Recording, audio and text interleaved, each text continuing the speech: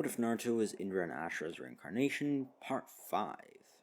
Now that the battle test is over, Team 7 is officially ready to start their missions. And so, obviously, you have to start from the bottom. Here they start out with D rank missions, though that doesn't really suit them. And so, after only 2 weeks, they want to do a C rank one. And obviously, Hokage as well as Kakashi are ready to appease them. They get a mission to obviously escort Tazna to the Land of Waves. I won't really get into it that much. I mean, you guys probably get the deal. Tazna obviously underestimates the three. They escort him, demolish the Demon Brothers. Kakashi wants to return, but obviously they're not going to.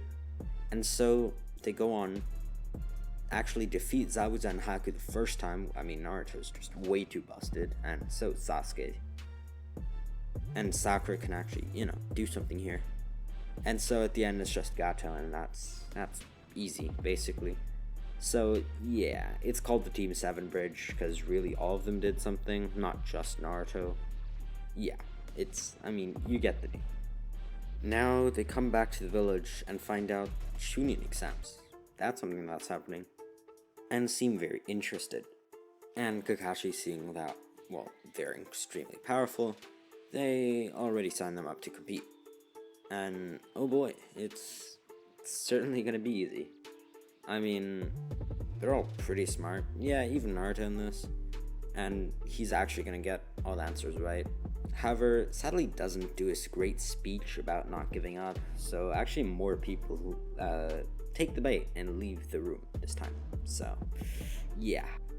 But I mean, still a win for Team 7. Less competition and they still pass. So, good stuff. Round 2, Anka jumps through the window and begin. Now, going in this, they're obviously not blind. They have a plan and know that if they just go in blind, they'll probably be surrounded by all other teams. Luckily though, they're a lot stronger than most, if not even all of the competition. So as long as they stay away from the really strong ones, perhaps from those sand people, maybe stay close to some other people from Konoha, then they should be just fine. Worst case scenario, they build a temporary alliance with others of the Konoha 12, and so, bam boom, they're done, because if they don't pass, then no one will pass. Again, maybe that Gaara guy, but who knows really. By the way, Naruto didn't get to have a conversation with Gaara or Temari or Kankuro. That situation just didn't happen, but Naruto does still know.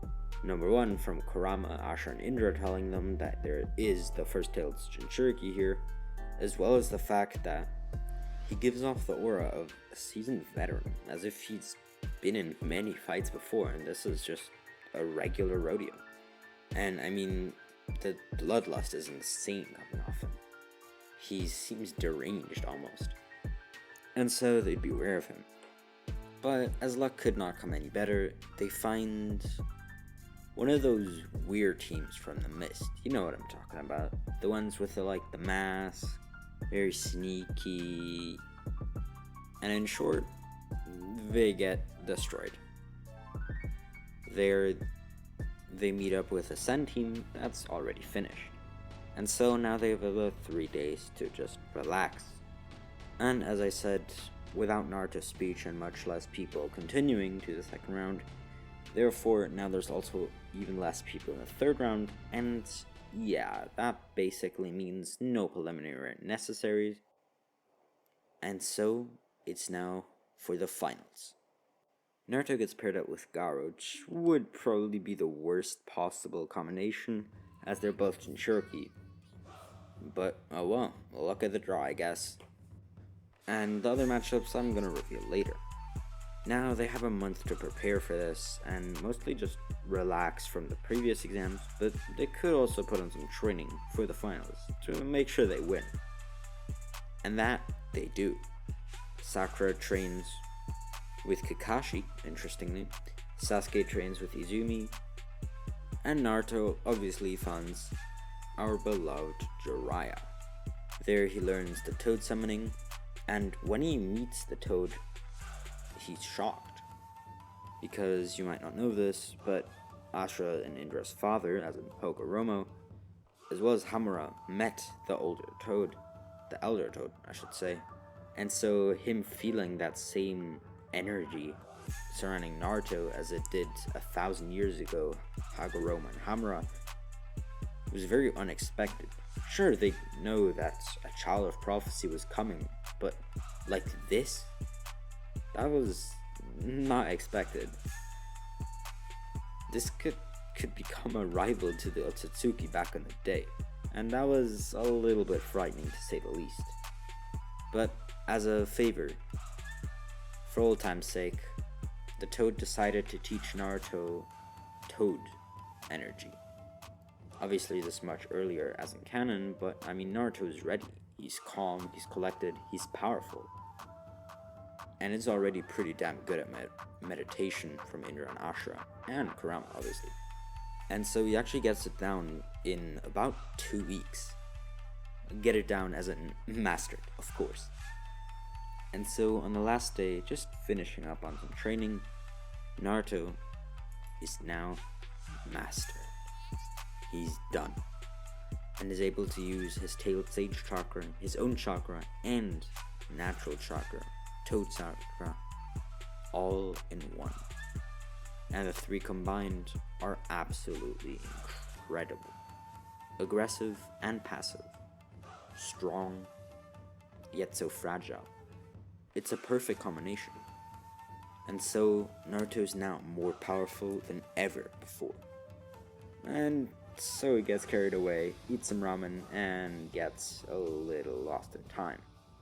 But no worry, after a 5-minute time extension, he still makes it on time, and realizes that Sasuke isn't even there yet, so he really didn't miss anything. Now the fights are just gonna be pushed forward as they can't wait forever. But obviously Orochimaru still wants Sasuke. He didn't get to put a curse mark on him, so perhaps after this fight, he can. And then it's only a matter of time until he comes to him or he destroys himself. And so once again, I cut it a little bit short. The other fights are normal, so I don't really need to explain them. Now is Naruto's fight with Gaara. And these are truly two giants of two opposing villages clashing with each other.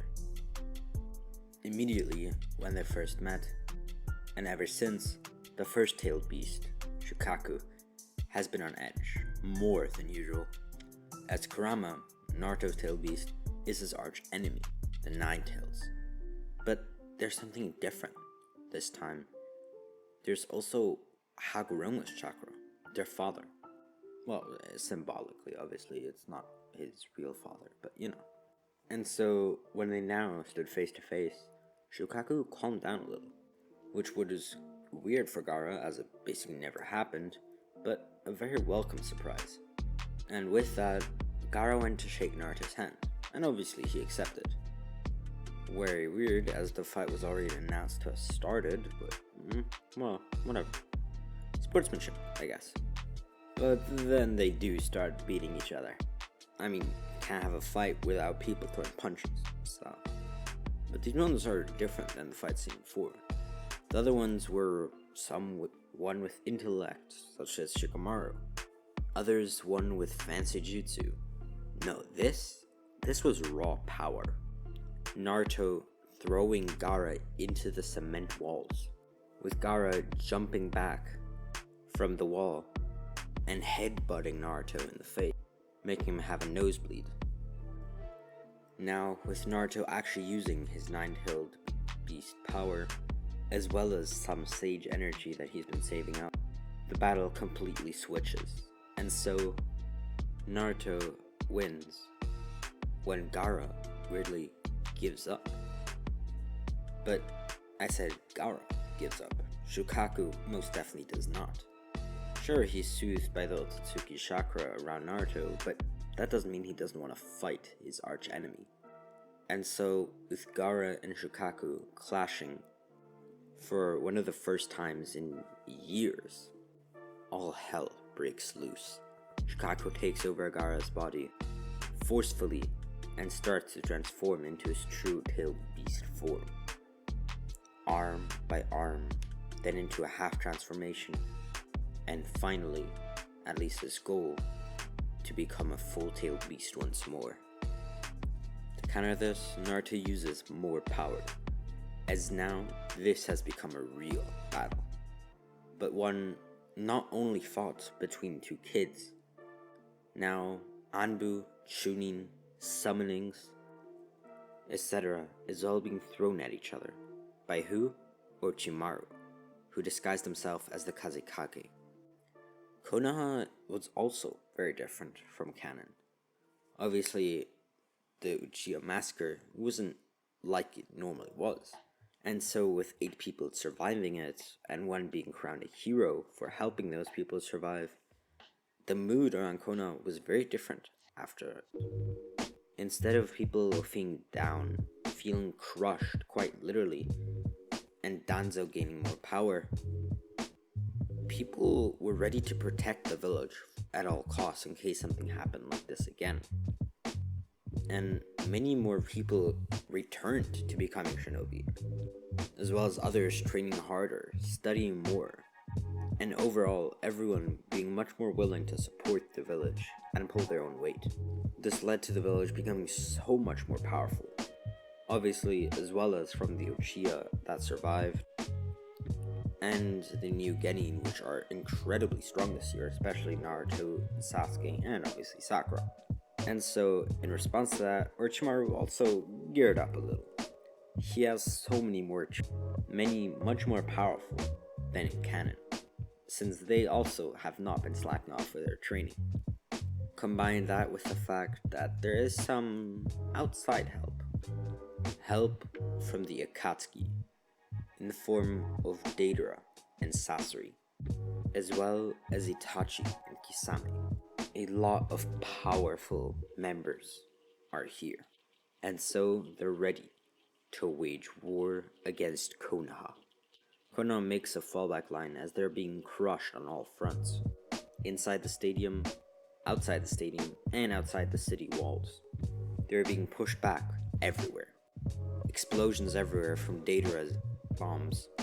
The Sound Forest securing a 1v1 from Orochimaru and Hiruzen, and Naruto is still fighting Gaara. But then something changes. From losing, Konoha suddenly holds back. And then they can push back. This is because all the non-shinobi, who are still more powerful, were basically reserve troops. And now, since the village is being attacked, all of them have started fighting. And with much more strength, willpower, and being much better prepared, the fight goes very differently. Many Anbu who now don't have to worry about protecting the village itself can help the Hokage and others in the battle arena, as people like the Genin, perhaps soon to be Chunin, as well as their Jonin leaders are taking care of that. Most notably, Gai, Kakashi, and their teams. Meanwhile, Temari and Kankuro are seemingly gone, with obviously Naruto still fighting Gaara. Now, the city finally being at least somewhat able to protect himself, things are going differently, but it's far from over. No one can do anything about Deidara as he's just so high in the sky, and there's no sign of him stopping, as it only takes about a few seconds for him to create many bombs. Many buildings are crushed and people have died, especially younger people who can't protect themselves yet. But suddenly a roar erupts from the stadium. Naruto, or is it a tailed beast? It was Naruto, but with a hologram, it seems, of a tailed beast on top of him. You can see a fox howling, and Naruto screaming behind it. It was as if it was both combined. Whatever it was screaming loudly. The floor started erupting, and power streamed everywhere. And with a simple punch, Gaara was knocked back 100 meters, breaking half the stadium and knocking down 100 trees behind him. He jumps back, double kick flips onto the purple box that is sealing off Hiruzen and Orochimaru from the others outside, and stomps on it, and then it disappears. Orochimaru is infuriated and is about to eat Naruto in whole as soon as he touches the ground, but he's already gone, using the air to propel himself forward, going for Gaara and finishing him off. Here, Naruto does something weird. Somehow, he takes in the tailed beast from Gaara and leaves less than 1% of it in Gaara himself, allowing him to live, but really he has no tailed beast. And so now Naruto is the possessor of 2 quarter Otsutsuki, as well as 2 tailed beasts. Now, even though he really didn't need it, he's gotten a power-up unlike any imaginable. I mean, Shukaku isn't the strongest tailed beast, but he's definitely not weak either. I mean, imagine that, he just got a tailed beast. That's pretty powerful if you ask me. With that, Naruto somehow disappears once more, and when he reappears, he stands next to Orochimaru, with many people in front of him. These are the Otsutsuki, which for some reason he's now able to sense. This is due to Indra pulling some tricks. Obviously, Indra has a lot of experience with Dark Zetsu, and so he knew exactly where he was, and had been tracking him for a while, so he knows exactly where the Akatsuki were. And yeah, he kind of told Naruto, and with his insane speed, he got them real quick. As well as Sasori, as he was destroying many buildings and killing quite a few people. The only person that no one could fight against. At least, not for now. Musicality. And Naruto officially challenges all of the Akatsuki in front of him on a fair fight, 8 against 1. But really, this is far from fair, as behind Naruto, you can now see not 1 ghost, but 4. 2 human-like, 1 Shukaku, and 1 of the previous one, tailed beast, Ninetales, Fox. These are the 4 ghosts inside of him. The spirits, if you will. And in light of his home being destroyed and people being killed, he has unlocked the true power of the things inside of him. They're able to fight for and with him. And so this is hardly a fair fight, as it's more like a 5v8. Just that Naruto has the most powerful people in all of history on his side. The ghosts suddenly disappear from behind Naruto's back and cause mayhem across the Akatsuki, splitting them up perfectly for Naruto to storm the middle, splitting them even more. Naruto is aiming for Itachi. How? How could you do this to me? With tears streaming down his face, he only becomes more powerful and faster with every kick, with every jump, with every punch, as Itachi can first keep up as normal, then his Sharingan, then his Mangekyo, and then even that fails, and his Susanoo is kicked right open with a kick of Naruto. Kicked to the ground, Itachi gets an ultimatum from Naruto. Come back to us, or die. But Naruto does not get an answer. Well, he does, but not in words. Itachi tries to use a Genjutsu, but this backfires, quite literally.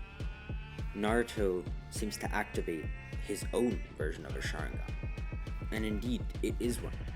From all the anger and sadness he's been feeling during this fight, he activated his Sharingan, even going as far as a Mangekyo. And now, it's able to reflect any Genjutsu coming at him. So, Itachi falls unconscious, leaving Naruto to fight the rest of the Akatsuki for now. And these are quite easy. Sasori and Deidara are destroyed by Indra and Ashura respectively. Kisame is taken on by Naruto, as well as the 2-tailed beasts as support. And Pain and Conan, who've been mostly watching for now get involved. But Pain can't really do anything. He wasn't prepared to fight, and his body being exposed like this, he really can't do anything. Because, yeah, Naruto didn't just go find pain, he found Nagato himself. So if he actually fights, there would be a good risk of him killing himself. So Conan is mostly just protecting him for now. But that doesn't work out. And with the 5 working together, that is the 4 spirits and Naruto, the 2 are split up and eliminated. And with that, along with some other weaker Akatsuki members, it is over. The Konoha Crush was crushed. And by the way, I forgot to mention, but yeah, obviously Orochimaru got killed as well.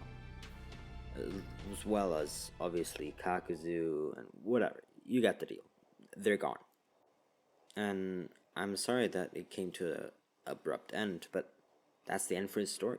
I mean, the Akatsuki are gone. Black Zetsu was later tracked down and then eliminated as well, as Indra obviously knew about him. And so, nothing can go wrong at this point. Naruto grows up, becomes Hokage, marries Hinata as usual, with Sasuke marrying Sakura, as others will be able to continue the pure Uchiha bloodline. The world of Naruto is safe once more, and Konoha enters a time of peace not seen since the Third Shinobi War. Thank you for watching, and I hope you enjoyed. Make sure to like, subscribe, and I'll see you in the next one. Peace!